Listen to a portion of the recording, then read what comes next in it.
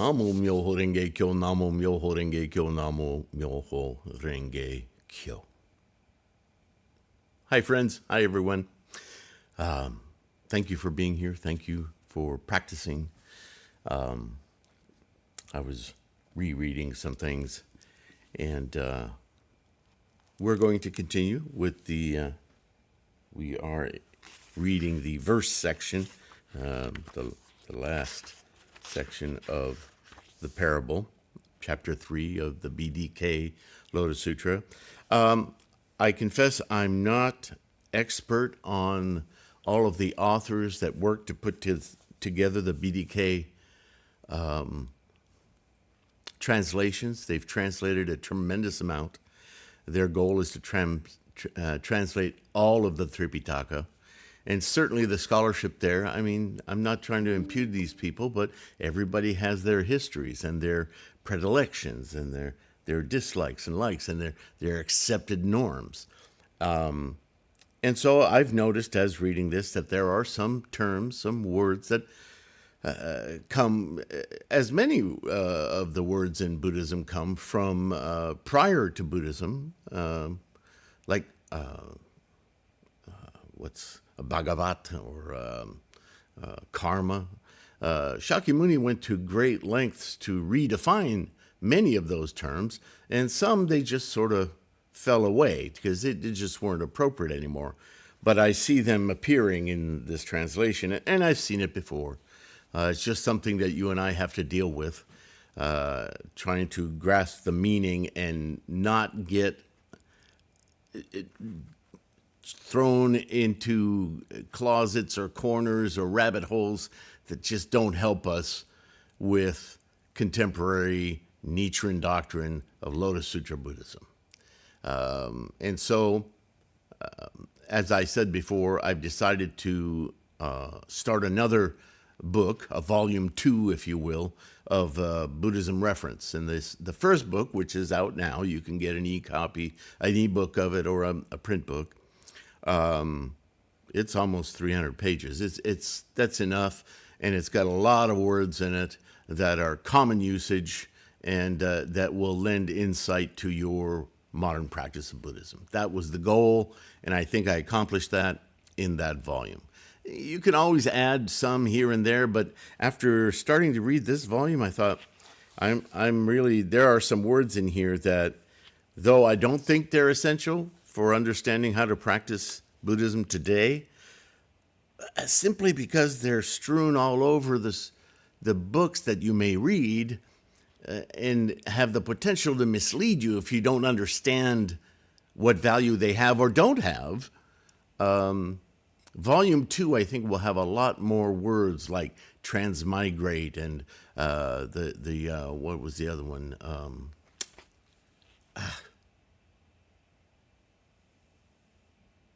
Taking apart the three modes of teaching, the three, what did he call them?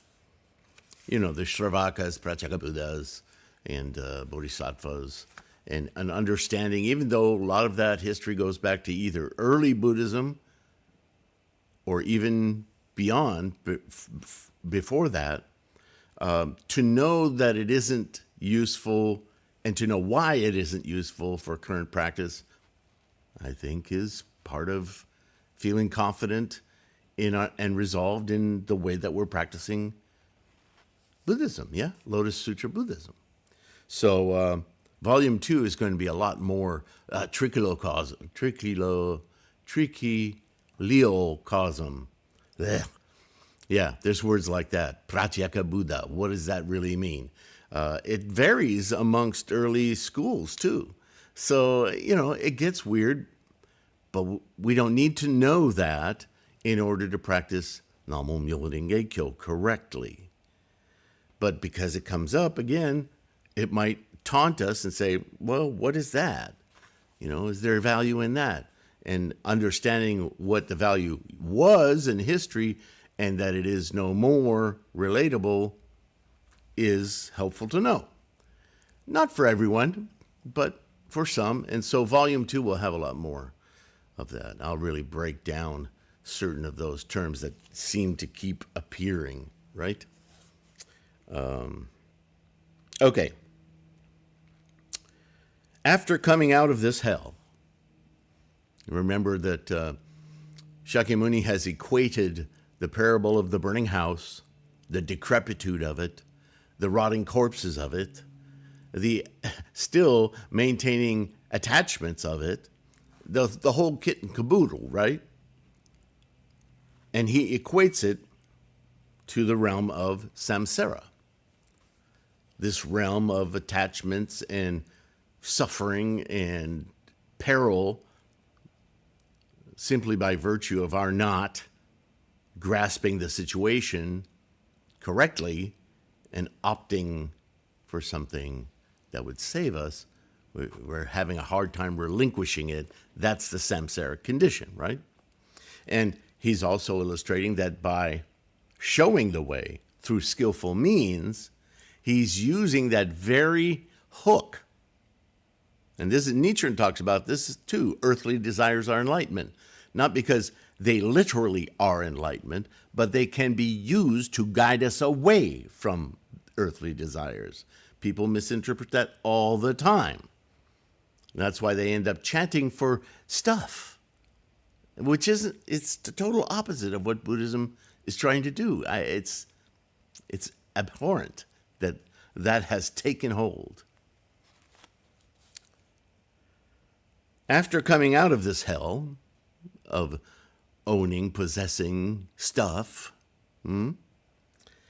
they will be reborn as animals. If born as dogs or vermin, their bodies will be emancipated, dark-spotted, devoid of hair, with scabies and leprosy. Now, he's not talking about us. He's talking about people who hold grudges or speak ill of MyoHoRenGeKyo, of this teaching of Buddhism, ridicule us. They will come out of this samsaric condition moment to moment. Remember, cycle of birth and death. In their next moment, they will be like animals. They'll be in the realm of animals, not literally dogs, but do you get it? This is all symbolism. This is hyperbole and symbolism. This isn't actual magic, right?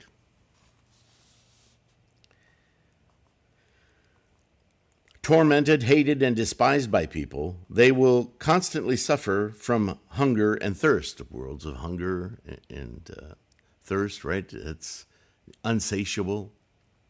That's what they get for speaking against enlightenment. They're just going to plunge themselves into greater anxiety, stress, suffering, right? With withered bones and flesh, they will be in anguish while living and covered with stones after death. Because they destroyed the seed of the Buddha, they will suffer the consequences of their errors. In other words, they will be stuck in the Avicii hell of samsara. That's as simple as I could say it. It's not, Avicii hell isn't some special place in the universe where everyone goes to burn. Stop thinking like a religion. These are analogies and similes and metaphors for mental states. Buddhism is about the mind. And so if they speak against enlightenment, well, they're speaking to themselves. So they're going to buy into the avarice, the greed, the anger, the foolishness of the life that they're suffering in. They're just going to go deeper into it. How lamentable, yeah? If they are born as camels or mules, personality types, right? They will always have heavy burdens to carry. In other words, in accord with their mental states, they will bear physically the realm they've chosen to live in, those burdens, right? They will be whipped repeatedly and think of nothing but water and grass. It is because they disparage this sutra that they suffer the consequences of their errors in this way.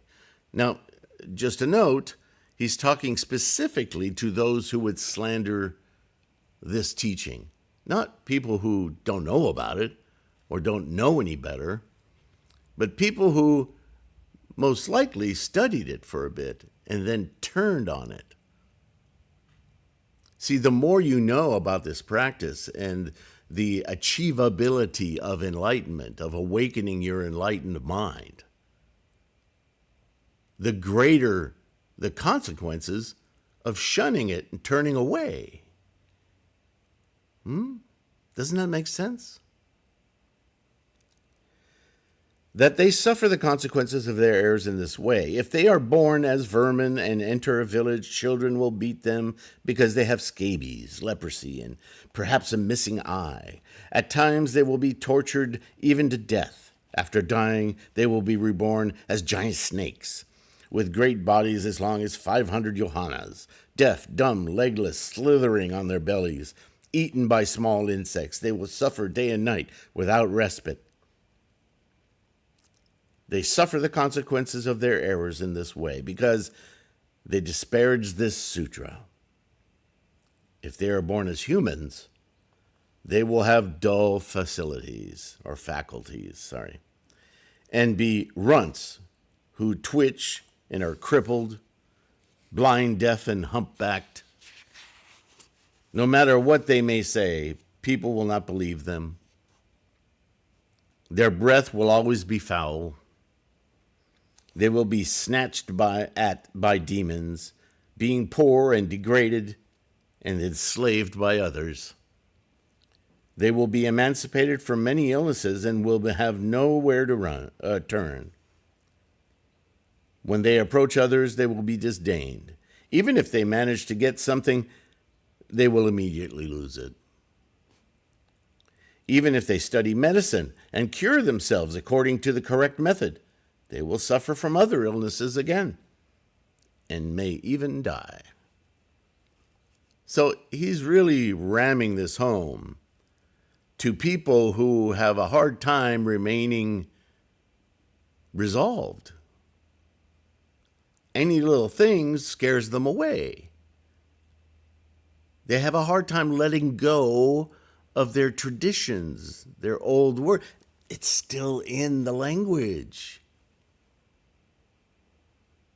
Stubbornness, right?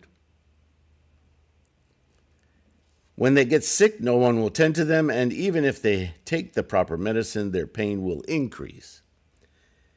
Every hand will be turned against them, threatening them, pilfering and stealing from them.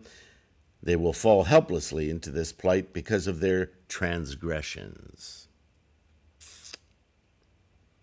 Such erring people will never see the Buddha, the king of seers, preaching the Dharma and leading and inspiring people. Such people will always be born into difficult circumstances in each moment. Birth, death, right? So they'll never get a moment's peace, is what he's saying. Crazed, unheeding, and unthinking, they will never hear the teaching. They may, in fact, hear it, but they won't listen to it, right? They won't get it because their minds are shut. Do you know anyone like that? Maybe not about Buddhism, but about something? I'm thinking. They will be born deaf and dumb with defective faculties for as many immeasurable kalpas as the sands of the Ganges River.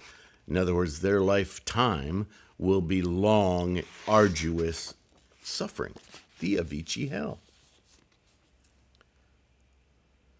Though they will always find themselves in hell, there it is, they will feel as if they were playing in a pleasure garden, because that's their normal. Although they are in other troubled states of being, they will feel as if they were in their own home. Yeah. They will live among camels, mules, boars, and dogs. These are the results of their error in disparaging this sutra. It's a very stern warning to those students that he's talking to at the moment, because everyone in this assembly is a student of Buddhism, right? He's not talking to the ignorant masses that don't know about it.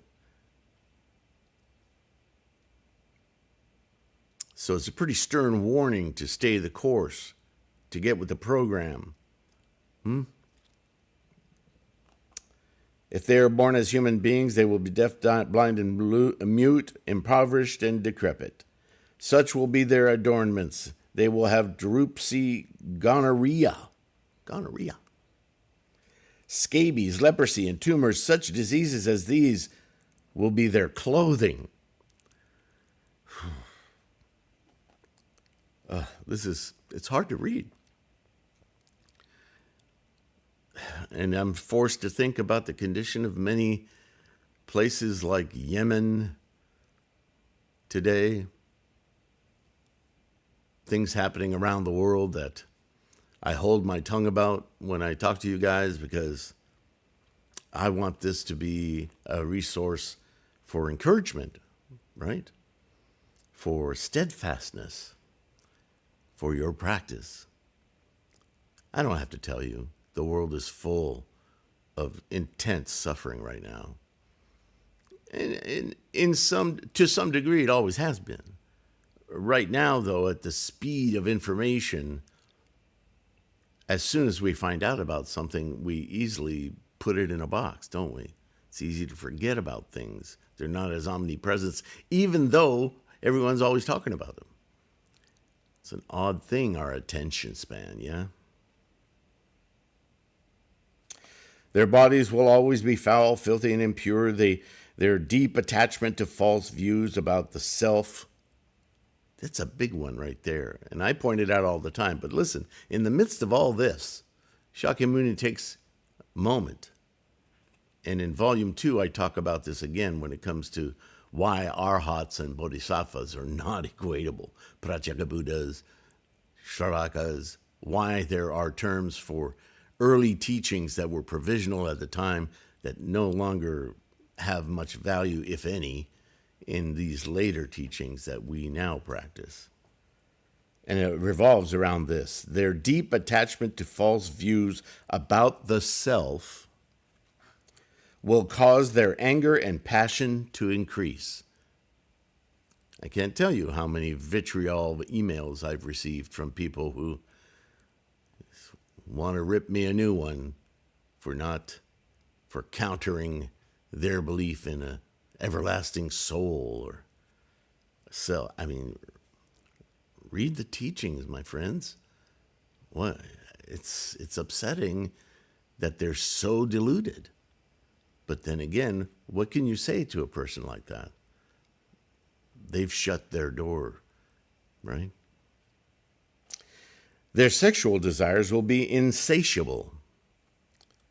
With either birds or beasts as their objects, these are the results of their errors in disparaging this sutra. Everyone struggles, even with this teaching from time to time. But that's not a reason to disparage the teaching. It's not a fault of the teaching. We need to raise the courage and the stamina to overcome whatever aspects of our karmic freight train are resulting in obstacles. They don't need to be obstacles. We simply get around them, go over them, under them, whatever words will help you understand. Obstacles are only there because there's things for us to notice and overcome, and then they're gone. It's just part of the karmic freight train. The Buddha said to Shariputra, if one were to explain the consequences of the errors of those who disparage this truth, this sutra, it would take more than a kalpa. For that reason, I am now telling you never to expound this sutra to those who have little wisdom. This is a precious teaching. And now, our charge as bodhisattvas is to save all sentient beings. And yet, there's a note of caution here. And I've interpreted that with people who've asked me advice about it to say, let people who are curious lead your effort. We tend to get all in. When we find someone or somebody greets us, we meet somebody, a total stranger or someone we know, who's interested in Buddhism and wants to know, We tend to get so excited we want to let's sit down and binge watch for the 3-day weekend videos from 6 a.m. to midnight every day. You're going to love it. It's so amazing. Right? Or we heap 10 books on them. Read these, you're going to love it. Yeah. And I understand the enthusiasm because this practice is insanely wonderful. But you have to remember how you came to it. There were moments of sheer joy and insight that were revelatory. But there were also many, many, many moments where you trudged through it. And you thought, man, I hope this works. I hope there's benefit to this. And every now and again, some little insight of excitement, but it takes effort. And so again, if somebody comes to you, wants to know, let them lead the way. Always begin by chanting. Right? And you'll see right away, you'll get a reaction. Chant for 5 minutes and see how they act. Wow, is that all? No, we usually chant a lot longer, but I'm just checking in. How you doing? I don't know. This seems kind of silly. You know what? I'll check in with you a little later. I'm not sure I want to do this or not. Okay, no pressure. But they chanted, so they've set the seed, right? Now it's up to them to grow it. Let them come to you. What's that supposed to do, this chanting thing? Oh, well, give them a simple answer. There's all kinds of short documents on threefoldlotus.com. Use them. Give them little answers. They don't have to know the whole history of Buddhism to know what MyoHoRenGeKyo means.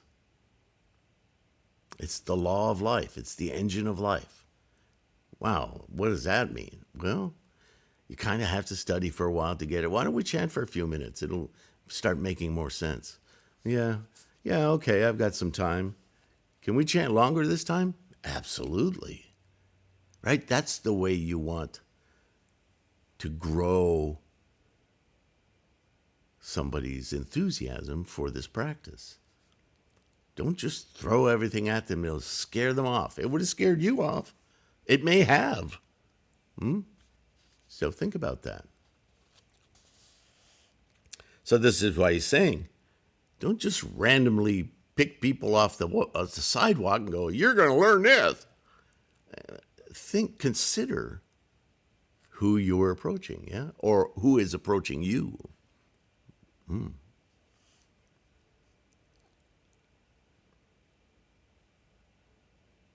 The consequences, if one were to explain the consequences, I already read that. You should teach it only to those people of sharp faculties. In other words, people who are paying attention, who want to know, who are wise, learned, and understanding. Right? Some people don't have that kind of mind, and they learn through experience only, or mostly. To those people, you may just chant with them for years. Chant longer and longer. Teach them Gongyo. They may never ask a question about any word, term, or concept. They just they like the chanting. They like the Gongyo. That's a big enough challenge. Great. Remember the essential practice, Nichiren says? Daimoku. Right? We don't have to make others in our image or surpass us. We need to feed people what they need in order to find their insights, their path to Buddha. I think that's the hardest lesson of being a bodhisattva. That right there. Where are we time-wise? Okay, we're doing good. People who have good memories and erudition. Because everyone that we teach, we're teaching to become a bodhisattva. So they should be capable of helping others as well. Now, they may do it in a different way than we do. That's fine. and are seeking the Buddha path. Ultimately, that's the core, right? If they're writing a song and they just want to know what the lyrics are, no. Are you interested in enlightenment? Are you interested in awakening your mind? You get some strange answers to that from time to time. You should teach it to those who have seen hundreds of thousands of kotas of Buddhas, who have planted good roots and are resolute. That's a pretty high bar, wouldn't you say? Teach it to those who strive. Always practice compassion. Don't force it. And give unsparingly of their bodies and lives. Generous people. What you might call good people, right? They're not just takers, vampires, right? Those people may come around one day, but in their current state, you don't want to give them something this precious and then watch them crap all over it. Now the causes that they have made, well, you read what happens to them, so don't give them that ammunition to harm themselves, right? You see? You should teach it to those who are respectful and devoid of hypocrisy. I know there's a lot of people in the world who suit that description, but, you know, the popular thing that we see in the news and the media is that there aren't a whole lot of those. They may be making a lot of noise and getting a lot of attention, but I refuse to believe that they're the majority, right? People who are living alone in mountains and valleys away from fools. O Shariputra, you should teach it to those who have left their bad companions and made friends with virtuous people. Teach it to the heirs of the Buddha, who have good conduct and as pure as jewels, and who are seeking the Mahayana Sutras. You should teach it to those who are free of anger. And remember, anger in Buddhism is about manipulation and backstabbing and, right?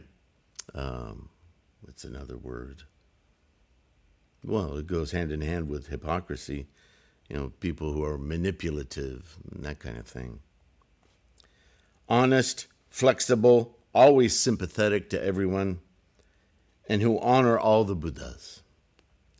Teach it to the heirs of the Buddha and the great assembly, who have pure thoughts and who teach the Dharma without doubts, using various reasonings, illustrations, and explanations.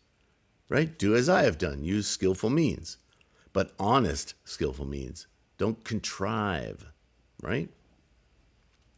You should teach it to those monks who always and everywhere are in search of the Dharma, seek the omniscient one, to those to whom they joyfully press their palms together, touch their heads, and preserve only the Mahayana Sutras with pleasure. So there you saw use of the word monk as simply a dedicated student. Teach this to dedicated people who want to be dedicated students. Not just the casual, curious.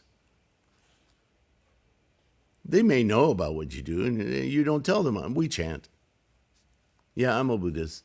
We chant. Don't haul them into your house. Go, look, try it. You'll see. Let them come to you. They will ask. How do you do that? Well, if you want to come over for a few minutes, give it a try, I'll show you. No, that's okay. Okay, well, just let me know.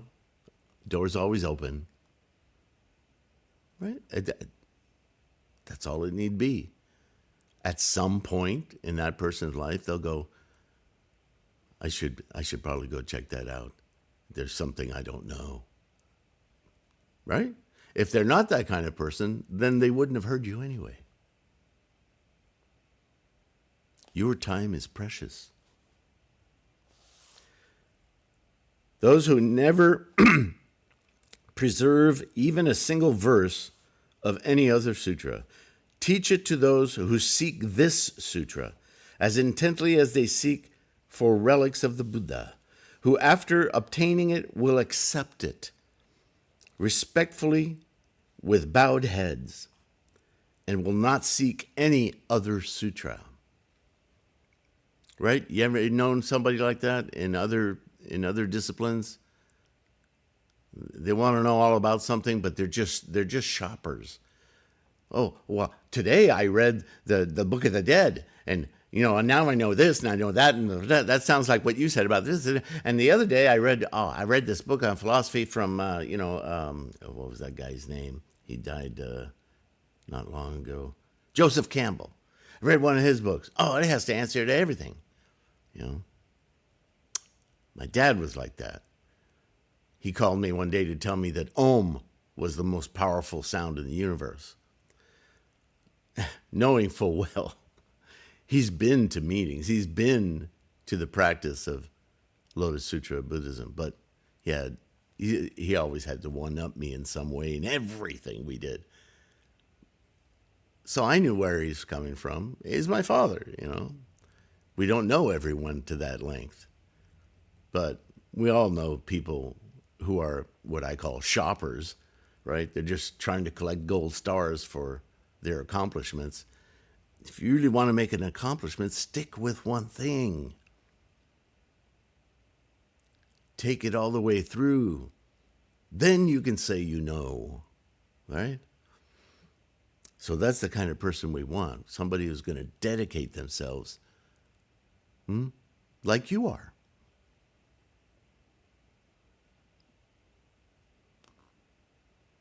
And will never think about heretical scriptures. Won't get derailed by, over here it says.